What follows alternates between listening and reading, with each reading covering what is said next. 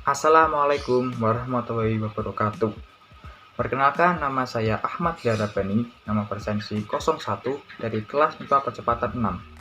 Dalam rangka kegiatan ujian praktek mapel bahasa Indonesia, hari ini saya akan meresensi salah satu novel Raditya yang dianggap menjadi film terkenal yang judul Manusia Setengah Salmon. Manusia Setengah Salmon adalah salah satu novel karya Raditya Dika yang merupakan seorang penulis, sutradara, dan aktor terkenal di Indonesia. Novel Manusia Setengah Salmon diterbitkan pertama kali oleh Gagas Media dengan cetakan pertama pada tahun 2011.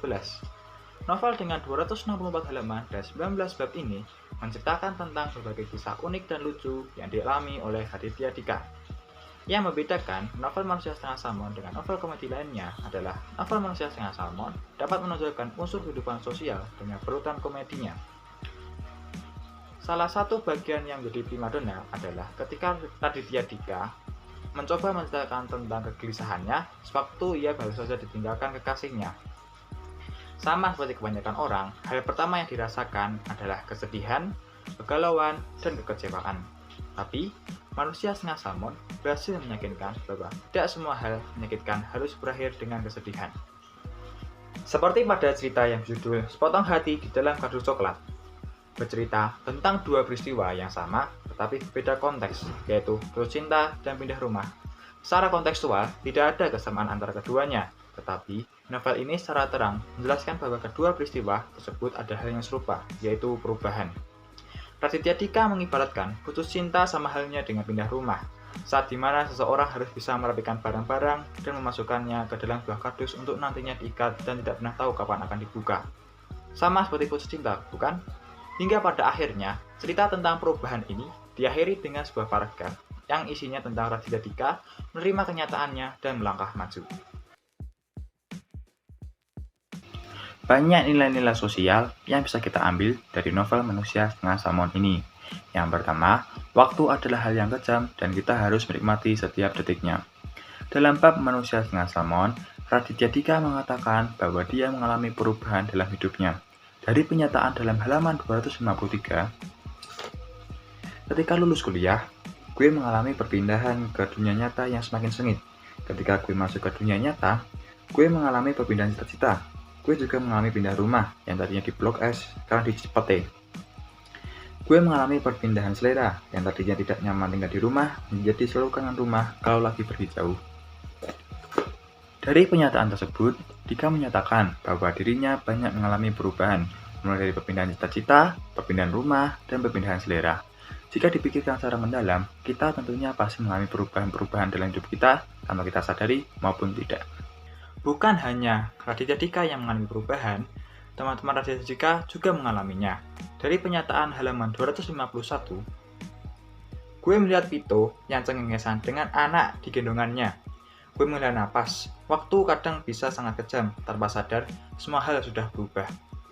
Teman Dika juga mengalami perubahan dalam hidupnya, yang dulunya lajang, sekarang menjadi seorang ayah.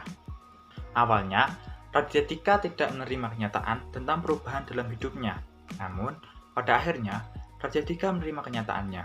Dalam bab Manusia Setengah Salmon, dia menjelaskan bahwa dia mulai menyadari bahwa bukan hanya dirinya dan teman-temannya yang mengalami perubahan. Sel darah merah, bakteri, bumi, mobil, atom, neutron, dan segala sesuatu di alam semesta ini mengalami perubahan. Menurut saya, yang paling berkesan dalam cara Raditya Dika mengutarakan tentang perubahan adalah terdapat pada halaman 252. Setiap tahunnya ikan salmon akan bermigrasi melawan arus sungai berkilometer jauhnya hanya untuk bertelur. Beberapa spesies seperti snake river salmon bahkan berenang sepanjang 1448 km. Perjalanan salmon-salmon ini tidak gampang. Di tengah berenang, banyak yang mati kelelahan, banyak juga yang menjadi santapan beruang yang menunggu di daerah-daerah dangkal. Namun, salmon-salmon ini tetap pergi, tetap pindah apapun yang terjadi.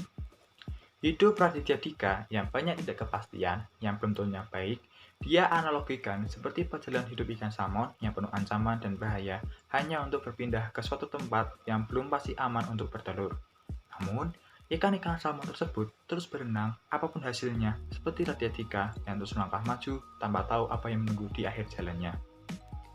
Radioetika mengajarkan kita bahwa perubahan adalah sesuatu yang mustahil untuk dicegah.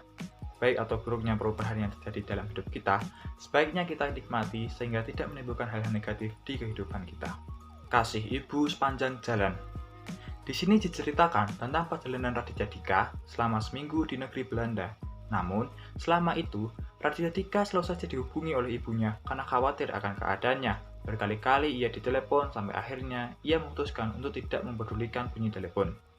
Awalnya, Dika merasa jengkel dengan perilaku ibunya, tapi akhirnya dia mulai merasakan dan berterima kasih ibunya.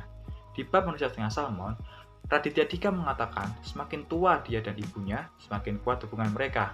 Dari kisah ini, kasih seorang ibu pada anaknya tidak terbatas, tapi usia pasti ada batasannya. Kita harus memanfaatkan waktu kita yang tersedia secara bijak dan menggunakannya untuk menghabiskan waktu bersama orang yang kita cintai, terutama ibu kita. Toleransi. Dari bab pesan moral piring makanan, setiap orang pasti mempunyai kesukaan dan preferensi masing-masing. Kita harus menghormati dan menghargai tiap perbedaan yang dimiliki oleh orang-orang.